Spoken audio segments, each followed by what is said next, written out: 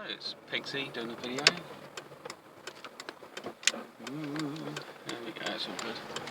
It's not so good. Right, just doing to talk about OMAD, plateaus, I don't know, fasting, bits and bobs like that, thoughts. So I was thinking about doing kind of like a medicinal fast in an OMAD. So for instance, you have a lot of medicinal mushrooms. You basically have a bit of a mushroom feast.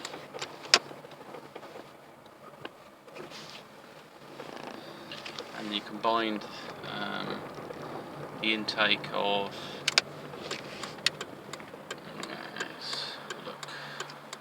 yeah, you have like raw and cooked and things. You can mix it up a bit. I prefer to have a bit of raw mushroom.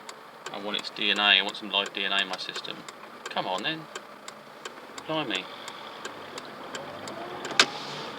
It's been nice, but I didn't have to. Yeah, I just want the DNA. So basically you fast. I mean, they could actually mix some sort of probiotic stuff in there. But then it'd be like a war. You don't necessarily want that. Or if you slow cook them, it's not too bad. It doesn't really mess them up completely. And then put some raw in there as well. And then just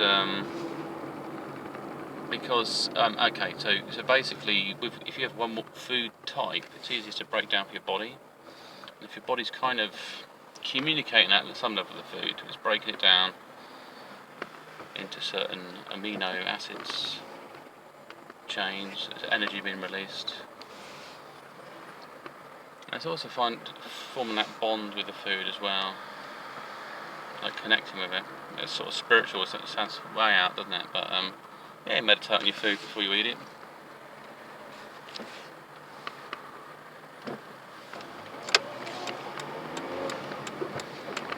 Wild moment. It's Friday. Traffic's always a bit wild on a Friday.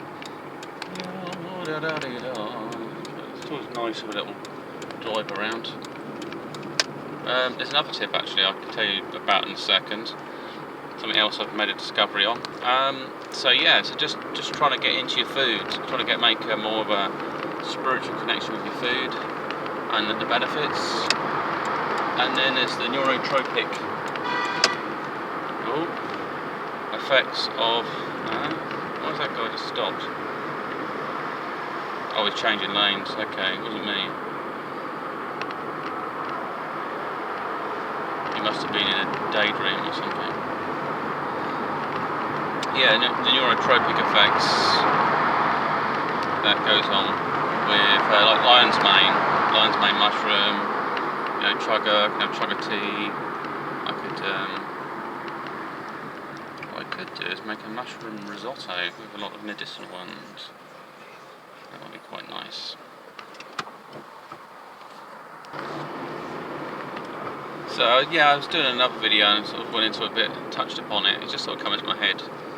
You could use like fasting, combined it with something medicinal and target something. Now the issue, well, I've probably also mentioned this in the other video to be honest. The issue with sometimes fasting, you get brain fog, and if you're trying to regenerate things and you want to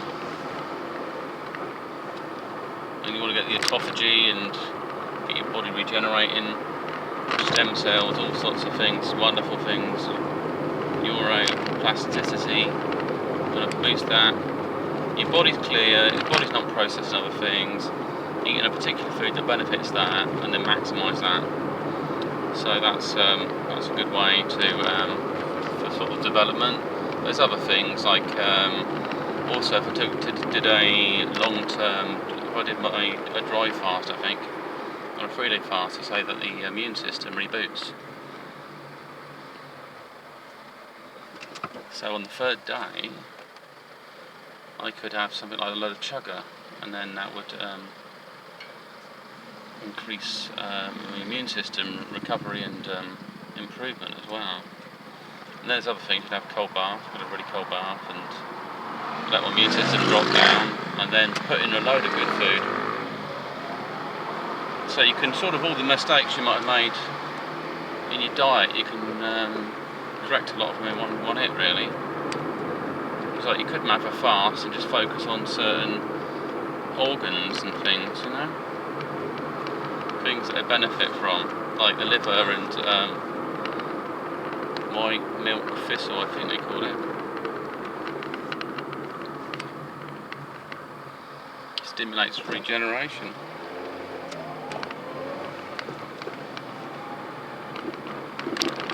So yeah, so you could have focus on it. I think mainly they said about us. It's like a pentagram actually. So let's just veer off from the other video. In that, where the organs are laid out, like the kidneys, liver, spleen, lungs. You know, if you draw the thing on there, the way the heart is, and then you sort of links up the top of the apex is in the pineal. And you can have a lower the other one is the inverted one. It's not evil. You'd have it. It'd link up to your organs differently. That's all. It links up to. So I guess really your carnal is a thing as well. The star focuses into your downwards. I think they're like masculines. Apex goes up and then the chalice is downwards, so that's female. So that's a part of what this is, like a pentagram going up and a pentagram going down.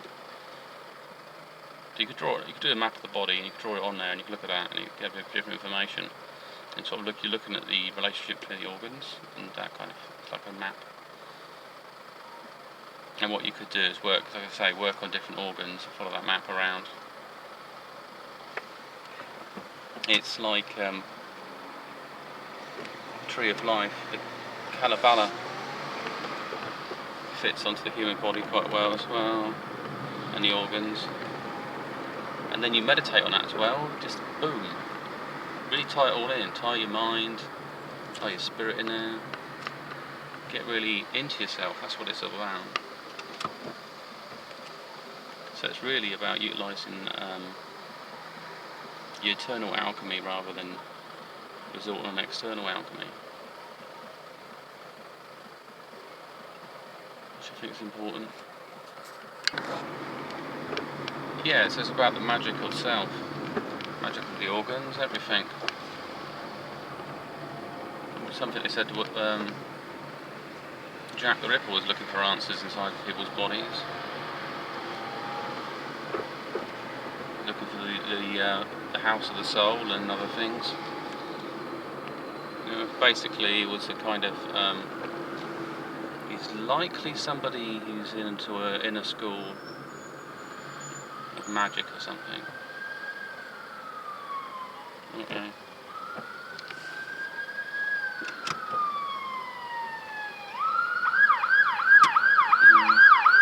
You can come over. Yeah.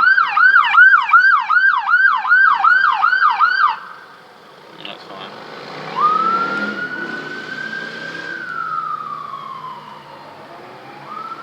There's more than one ambulance, got to figure it all out. Yeah, so he's doing a lot of things, but he was commissioned to track down someone to kill him, but he turned it into an opportunity to explore his own kind of craft. I think before he'd probably experimented on cadavers, so he wanted to have connected to other things. So yeah, quite possible. I mean, I could combine that, and I've also got my Rife machine. And things you don't have on sale that you used to have, it's like, they're around, but things like kidneys, you should go to buy like steak and kidney, which might gross out any vegetarians watching this video. I mean, there might be other things symbolic of, well, basically fruits and things that look like the body connected to an energetic level, like a walnut looks like the brain, you know? And that's kind of the code of nature.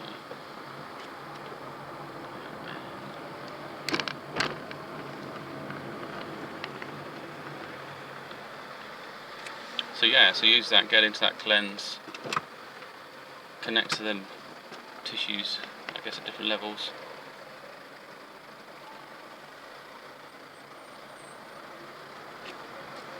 Yeah, I mean, it's just dare to go where angels tread. That's what it is. Knowledge and stuff, it's all there. I mean, it's just we put this seal on it because we didn't want to play around with it. We want to say, oh, no, this is what we deal with.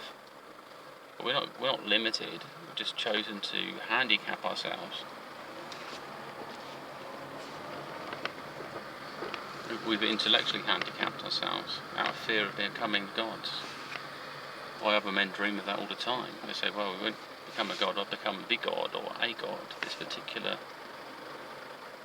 being sort of thing. Probably something like a picture of me going in the bus lane, I can't do it.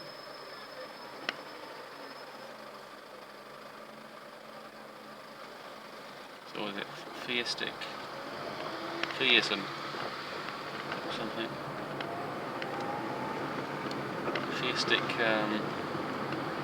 beliefs, but it's an alchemy basically, different magic, isn't it? Some people want to tap into the source, but I don't think they want to deal with the answers. That's the problem. And there's a whole host of different areas of knowledge, because it's reflective of other minds linking to different things. I mean, all this is more clearer to me now. I've been doing my OMAD for a while. It's allowed to access certain chakras. Now there's some other things as well, Hag. I think that's right. I read somewhere, basically, if you held your breath, your body would seek to draw other energy and resources from other places. So in that kind of area, so it's the veil, basically. You're approaching the veil because you're putting your body at risk. And then when you come back from that, I mean, it's not good to sort of not breathe a lot and do that kind of thing.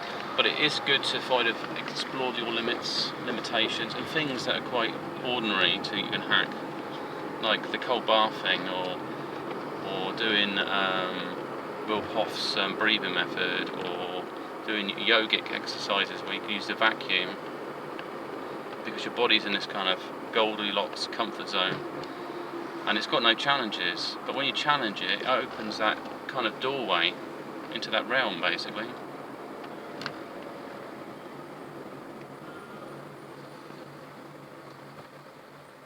And that's really one of the key things. If you want to explore the universe, you've got to explore yourself.